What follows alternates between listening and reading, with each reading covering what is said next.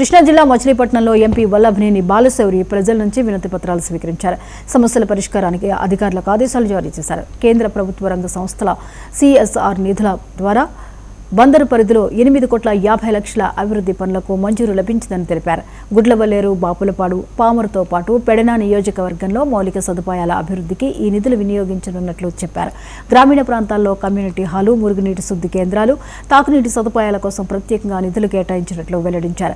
కేంద్ర ప్రభుత్వానికి బందరు ప్రజల తరపున ఆయన కృతజ్ఞతలు తెలిపారు. కేంద్ర ప్రభుత్వం యొక్క నిధుల నుంచి మరలా 8,60,00,000 రూపాయలు సిఎస్ఆర్ ఫండ్స్ రిలీజ్ అయినాయి.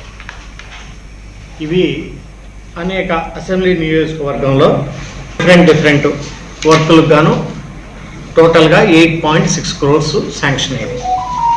మొట్టమొదటిగా అంటే ఇందులో అతి పెద్దది పెడన మున్సిపాలిటీలో ఎస్టీపీ ప్లాంట్, దానికి 3 కోట్ల రూపాయలు. పెడన మున్సిపాలిటీకి సంబంధించి అక్కడ వాటర్ ఏదైతే డ్రైనేజ్ వాటరు వెళ్ళి డ్రింకింగ్ వాటర్ యొక్క రామరాజు కాలువ ద్వారా పోయి కలుస్తూ ఉందో అది చాలా ఇబ్బందికరమైనటువంటి పరిస్థితి.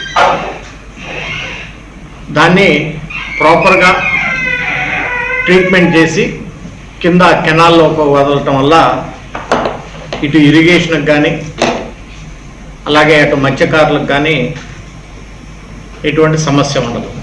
కేంద్ర ప్రభుత్వం యొక్క నిధుల నుంచి మరలా 8,60,00,000 రూపాయలు సిఎస్ఆర్ ఫండ్స్ రిలీజ్